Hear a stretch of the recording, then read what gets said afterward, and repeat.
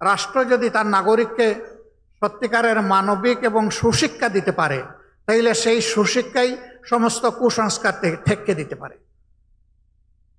আমাদের অভাবটি হচ্ছে এই জায়গায়।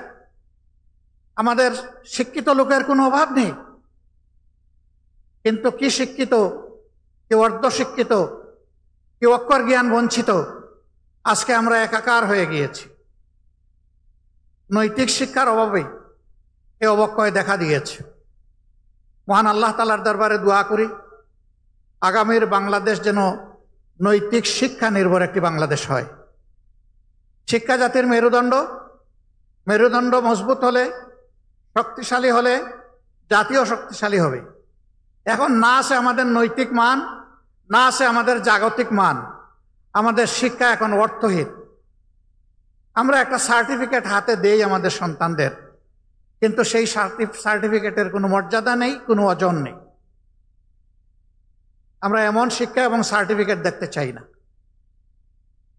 সেই বাংলাদেশটি আমাদের গড়া প্রয়োজন। সেই বাংলাদেশের প্রত্যেকটা মানুষের হাত হবে দেশ গড়ার কারিগরের হাত, কর্মীর হাত, এবং এটি সম্ভব।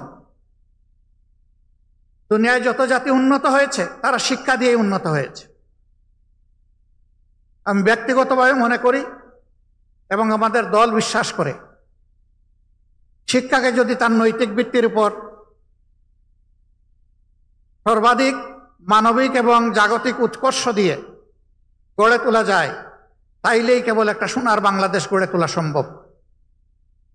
কারণ ওখান থেকে ওই মানুষটি বের হবে যিনি যত বড় শিক্ষিত হন, সমাজের যত বড় দায়িত্বপূর্ণ পদে অধিষ্ঠিত হন, তিনি একথা বিশ্বাস করবেন, আমার এই শিক্ষার পিছনে, বেড়ে ওঠার পিছনে, আজকের এই দায়িত্বে আসার পিছনে এদেশের প্রত্যেকটি মানুষের অবদান রয়েছে। গরিব ধনী নির্বিশেষে সমস্ত মানুষের ট্যাক্সের পয়সা দিয়ে আমি যে বিদ্যালয়ে লেখাপড়া করেছি, যে কলেজে লেখাপড়া করেছি, যে ইউনিভার্সিটিতে লেখাপড়া করেছি, সেই সবগুলার ইট, পাতন, নুড়ি, বালু, সিমেন্ট, রড সবগুলা কিনা হয়েছে। মিস্ত্রির হাত লেগেছে ওই ট্যাক্সের টাকা দিয়ে। সুতরাং আমি কেবল আমার পরিবারের নয়, আমি গোটা জাতির এবং গোটা জাতির কাছে আমার দায় রয়েছে। এই অনুভূতি যখন নাগরিকদের মধ্যে পয়দা হবে, তখন কারো অধিকার আর কারো দ্বারা লঙ্ঘিত হবে না। কিন্তু এই অনুভূতিটুকু সৃষ্টি না হওয়া পর্যন্ত অধিকার দোলন এবং লঙ্ঘন চলতেই থাকবে। সম্মানিত সুধীমণ্ডলী, আপনারা হয়তো সকলেই ছিলেন না, কিন্তু অনেকে ছিলেন। 2023 সালে নাকি 2024 সালে গেল রমজানে আমরা সোনারগাঁও হোটেলে ছোট্ট একটা আয়োজন করেছিলাম। আমরা আমাদের দলের নামেই বুকিং দিলাম। কর্তৃপক্ষ আমাদেরকে অনুরোধ করলো, দেশের পরিবেশ পরিস্থিতির কারণে আপনাদের কাছে আমাদের একটু দুঃখ প্রকাশ করতে হচ্ছে। আমরা বললাম, কি সেই দুঃখ প্রকাশ? তারা বললেন, মেহরবানি করে আপনারা কোনো ব্যানার দিবেন না।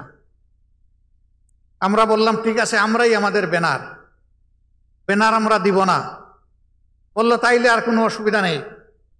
আমাদের ইফতার মাহফিল শুরু হওয়ার 3 ঘন্টা আগে পুলিশ পাঠিয়ে দিয়ে বলা হলো, আপনারা ইফতার মাহফিল করতে পারবেন না। আমি তখন আমার বাসা থেকে সোনারগাঁও হোটেলে যাওয়ার পথে আমার সহকর্মীরা জিজ্ঞেস করলেন, কি করব? আমি বললাম, আমাদের যারা দাওয়াত পেয়েছিলেন তারা কি এসে গেছেন? বলে যে হ্যাঁ, তাদের অনেকেই এসে গেছে। আমি বললাম যে তাদেরকে বলে দিন আমাদের মেহমানরা এসে গেছেন, পারলে তোমরা বের করে দাও, আমরা কাউকে এখান থেকে বিদায় দিতে পারবো না, এবং আমি আসছি। আল্লাহ যেন সেই পর্যন্ত আমাকে হায়াত দেন, আর আপনারা অপেক্ষা করেন।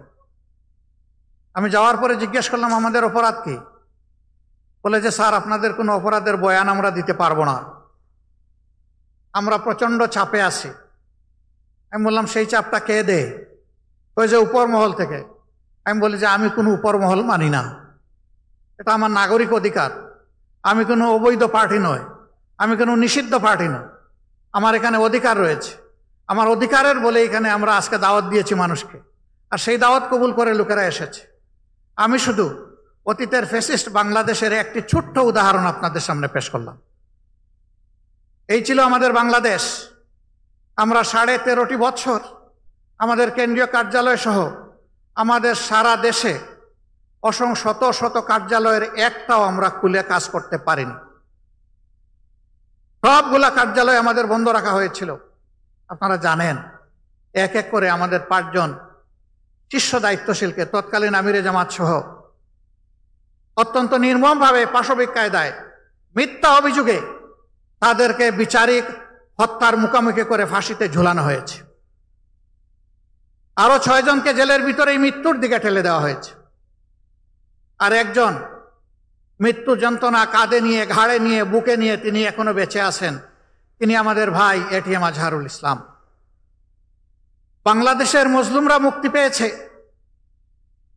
5ই আগস্ট, কিন্তু আমার ভাই আজহারুল ইসলাম এখনো মুক্তি পাননি। আমরা এই পাথর এখনো বুকে বহন করে চলছি। আইনের পেশ দিয়ে কেনই বিলম্ব আমরা বুঝতে পারছি না। আমরা চাই যাদের উপরে জুলুম হয়েছে তাদের একজন মানুষের জন্য আর জেলের ভিতরে না থাকে, এবং সেই সাথে অবিলম্বে আমাদের ভাইকে যেন সসম্মানে আমাদের বুকে ফিরিয়ে দেওয়া হয়। সম্মানিত ভাইরা, শুধু 11 জন দায়িত্বশীল নেতা নন, শত শত কর্মী নির্মমভাবে তাদেরকে হত্যা করা হয়েছে। অসংখ্য যুবককে থানায় ধরে নিয়ে থানার মেঝেতে শুয়ে পায়ে বন্দুক ঠেকিয়ে গুলি করে তাদের পা বিচ্ছিন্ন করে দেওয়া হয়েছে, হাত কেটে ফেলা হয়েছে, 2 চোখ তুলে নেওয়া হয়েছে, ঘর বাড়ি থেকে তাদেরকে তাড়িয়ে দেওয়া হয়েছে, গুম করা হয়েছে, চাকরি থেকে বিতাড়িত করা হয়েছে, ব্যবসা বাণিজ্য তছনছ করে দেওয়া হয়েছে, বোলডোজার দিয়ে আমাদের নেতৃবৃন্দের ঘর দুয়ার ভেঙে ছাতু বানিয়ে ফেলা হয়েছে। আমরা সেই কষ্টগুলা বুকে বহন করে চলছি। শুধু কি আমরা না, গোটা জাতি। সরকারের বিরুদ্ধে যাদেরই অবস্থান ছিল, ফ্যাসিবাদের বিরুদ্ধে যাদেরই অবস্থান ছিল, এই সমস্ত রাজনৈতিক দল, ওলামায়ে কেরাম, প্রতিবাদী কণ্ঠ, সাংবাদিক বন্ধুগণ, কাউকেই তারা ছাড় দেয়নি।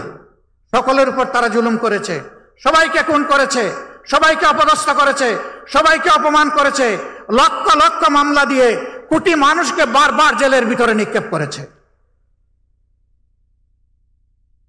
আমরা চাই এই অন্ধকার যুগ, আওয়ামী জাহিলিয়াত আর বাংলাদেশে ফিরে না আসুক।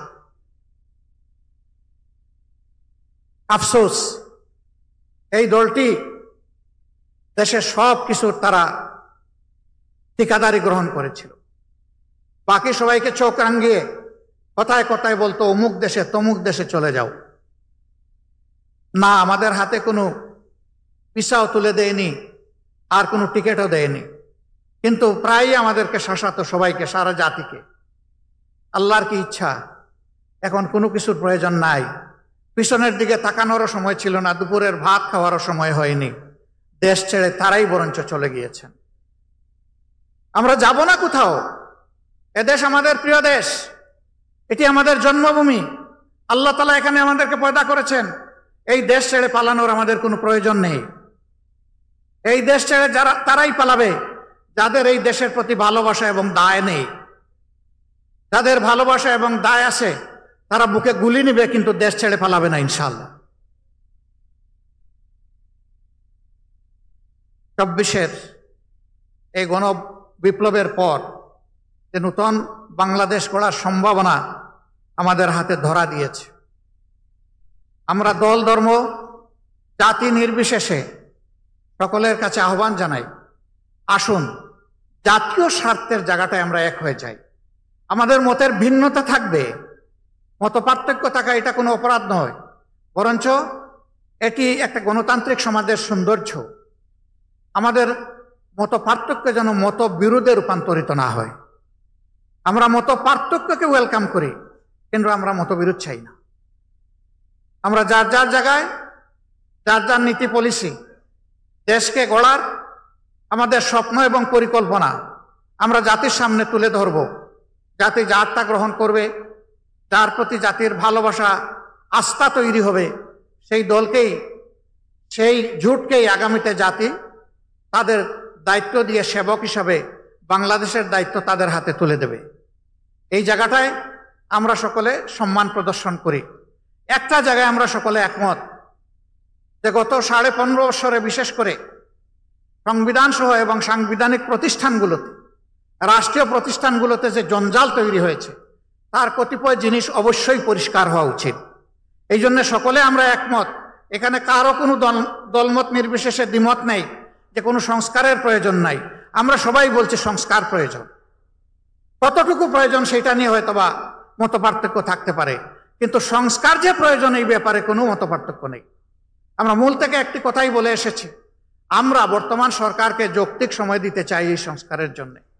যৌক্তিক সময় মানে অযৌক্তিক সময় কাটানো নয়, আবার যৌক্তিক সময় মানে চাপ দিয়ে হুড়াতাড়া করাও নয়।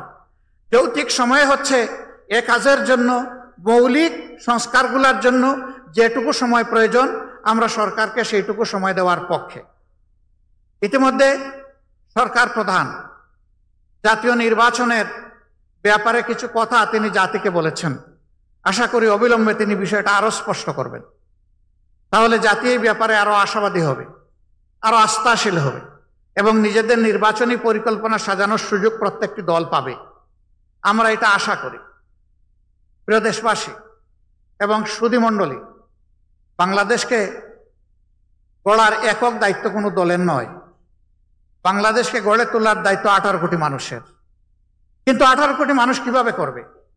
তাদের তো একটা পথ লাগবে, রাস্তা লাগবে। সেই রাস্তাই হচ্ছে বিভিন্ন পলিটিক্যাল স্টেক হোল্ডার্স বা দলগুলো। তাদের মাধ্যমেই জনগণ সংগঠিত হয় এবং তাদের আস্থা, তাদের ভাবনা জাতীয় জীবনে তারা তুলে ধরে। রাজনৈতিক এই দলগুলার কাঁধে এখন গুরুদায়িত্ব বর্তিয়েছে। 53 বছর যেভাবে জঞ্জাল নিয়ে আমরা চলেছি, আগামীতে আমরা যেন একটা জঞ্জালমুক্ত সমাজ গড়ে তুলতে পারি, সেইভাবেই সকল রাজনৈতিক দল এবং জোট তারা কর্মসূচি পরিকল্পনা সাজাবেন আমরা আশা করতে চাই।